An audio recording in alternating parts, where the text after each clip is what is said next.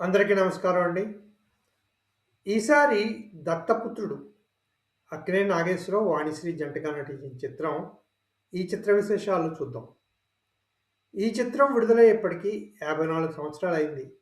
June 15, 1976న విడుదలైంది. Ravindra art pictures banner మీద వచ్చింది. అలాగే రవీంద్ర ఆర్ట్ పిక్చర్స్‌లో అక్కినేని ఆఖరి చిత్రంగా చెప్పుకోవచ్చు 'దత్తపుత్రుడిని'. కథానాయిక వాణిశ్రీ, నిర్మాత తమ్మారెడ్డి కృష్ణమూర్తి, దర్శకుడు తమ్మారెడ్డి కృష్ణమూర్తి గారి పెద్ద కుమారుడు టి. లెనిన్ బాబు, సంగీత దర్శకత్వం తాతినేని చలపతిరావు, ఛాయాగ్రహణం ఎస్. వెంకటరత్నం. ఈ చిత్రం పెద్దగా ఆడలేదు. 50 రోజుల చిత్రంగానే నిలిచింది. అంటే యావరేజ్ చిత్రంగానే చెప్పుకోవాలన్నమాట. మరి పెద్ద హిట్టు, సూపర్ హిట్ చిత్రం మటుకు కాదు.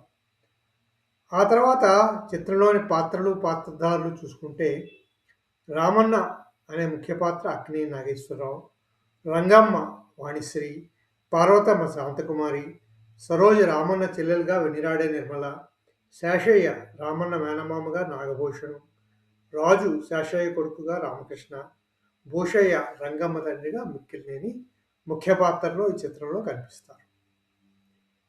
చిత్ర కథ చూసుకుంటే ధర్మయ్య, పార్వతమ్మలకు సంతానం లేకపోవడంతో రామన్నను దత్తత తీసుకుంటారన్నమాట. ఆ దత్తత పార్వతి అన్న శేషయ్య అంటే నాగభూషణ పాత్రకు ఇష్టం ఉండదు. కానీ రామన్న వచ్చిన వేళా విశేషం వల్ల పార్వతమ్మకి కూతురు పుడుతుంది మళ్ళీ. అప్పుడు శేషయ్య తాను పసుపు కుందల్లో ఇచ్చిన పొలాన్ని తీసుకోవడానికి ప్రయత్నిస్తాడు. ఆ సమయంలో శేషయ్య పాలేరు చనిపోగా ఆ హత్య ధర్మయ్య చేసినట్టు ధర్మయ్యకి జైలుపాలు చేస్తాడు శేషయ్య. ఆ తర్వాత రామన్న చిన్నప్పటి నుంచి శ్రమించి తన తల్లిని, చెల్లెలు సరోజని పోషిస్తూ ఉంటాడన్నమాట. రామయ్య తను చదువుకోకపోయినా చెల్లిని పెద్ద చదువుల కోసం పట్నం పంపిస్తాడు. అలాగే ఆ పట్నంలోనే శేషయ్య కొడుకు రాజు కూడా చదువుకుంటూ ఉంటాడు. అక్కడ రాజు, సరోజ పరస్పరం ప్రేమించుకుంటారు. అలాగే గ్రామంలో మరో మోతుబరి రైతు ఉంటాడు భూషయ్య. అతని కూతురు రంగమ్మ. ఆమెతో రామన్నతో పరిచయం ఏర్పడి ఇద్దరు ప్రేమించుకుంటారు. సెలవులకు పట్టణం నుండి ఇంటికి వస్తున్న రాజు, సరోజలను స్టేషన్ దగ్గర శేషయ్య, రామన్నలు చూసి ఒకే కంపార్ట్మెంట్ దిగడం చూసి మండిపడతారు. రోజు తమ కుటుంబాల మధ్య కలతలు పడడం పట్ల రాజు, సరోజలు బాధపడతారు. రంగమ్మ సహకారంతో ఒక నాటకం ఆడి శేషయ్య మనసును మారుస్తాడు రామన్న. అలా సరోజ, రాజుల వివాహాలతో కథ సుఖాంతమవుతుందన్నమాట.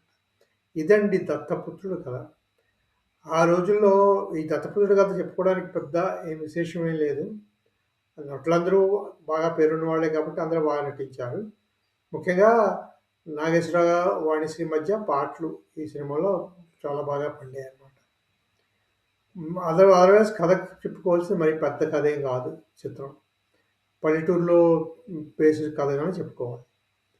తర్వాత ఈ చిత్రంలో పాటలు చూసుకుంటే మొత్తం 9 పాటలు ఉన్నాయి. అందులో అన్నీ కొన్ని ఘంటసాల గారు, ఎస్పి 2 పాడారన్నమాట. ముఖ్యంగా ఇందులో చెప్పుకోవాల్సిన పాట ఒకటి ఉంది. గంపానెత్తిన పెట్టి గట్టు మీద పోతుంటే గుండు జల్లుమన్నాదే రంగమ్మ పాట. ఈ పాట అప్పుడు ఆ రోజుల్లో ప్రేమ్‌నగర్‌లోని తర్వాత దసరా బుల్లోడులోని పెట్టిన పాటల స్టైల్‌లోనే ఈ పాట కూడా ఈ సినిమాలో పెట్టినట్టున్నారు. వాటి సెంటిమెంట్ మీద ఈ పాట కూడా పెట్టినట్టు ఉంటుంది. ఎందుకంటే చిత్రీకరణ అంతా అలాగే ఉంటుంది. ఆ తర్వాత ఇంకో పాట ఉంటుంది 'పిల్లోయ్ జాగ్రత్త ఒళ్ళు కాస్త జాగ్రత్త'. ఈ పాట కూడా బాగుంటుంది. తర్వాత ఇంకో పాట ఉంటుందండి. ఇది మోటార్ సైకిల్ మీద 'మనసైన ఓ చిన్నదాన ఒక మాట ఉంది వింటావా'. ఈ పాట చూస్తే 'అందాజ్‌లోని 'జిందగీ ఏక్ సఫరే' మూలంగా తీసుకున్నట్టు అనిపిస్తుంది. దీని ట్యూన్ కొంచెం కాపీ ట్యూన్ కిందే కనిపిస్తుంది ఈ పాట మొత్తం. అవండి ముఖ్యంగా ఈ 3 పాటలు ఉన్నవన్నమాట. తర్వాతేమో మిగిలిన పాటలు కూడా ఉన్నాయి. అవి కూడా పర్వాలేదు బాగానే ఉంటాయన్నమాట. ఈ సినిమాలో పాటలు బాగున్నాయని చెప్పుకోవచ్చు. తాతినేని చలపతిరావు గారి సంగీతం, ఆయన సంగీతం బాగానే ఉంటుంది కాబట్టి పాటలు బాగున్నాయి. ఇదొకటే కొంచెం కాపీ కొట్టిన పాటలాగా ఉంది. 'మనసైన ఓ చిన్నదాన' ఒకటే కాపీ కొట్టిన ట్యూన్ అనిపిస్తుందన్నమాట. మిగిలిన పాటలన్నీ కూడా బాగానే ఉంటాయి. చెప్పాను కదండీ! ఇది అక్కినేని నాగేశ్వరరావు గారికి రవీంద్ర ఆర్ట్ పిక్చర్స్‌లో ఆఖరి చిత్రం. ఈ తర్వాత రవీంద్ర ఆర్ట్ పిక్చర్స్ వారు మిగిలిన నటులతో సినిమాలు తీశారు ఎక్కువగా. అలా అక్కినేని నాగేశ్వరరావు గారి ఆఖరి చిత్రం రవీంద్ర ఆర్ట్ పిక్చర్స్ బ్యానర్‌లో చిత్ర విశేషాలు ఇవ్వండి. ఈ చిత్రం చెప్పుకున్నట్టే పెద్దగా ఆడలేదు. యావరేజ్ సినిమాగానే చెప్పుకోవాలి. 50 రోజులంటే యావరేజే కదా! యావరేజ్ సినిమాగానే నిలిచింది.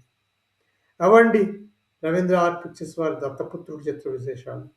ఈ వీడియోలో మీకు నచ్చితే సబ్స్క్రైబ్ చేయండి, షేర్ చేయండి, లైక్ చేయండి.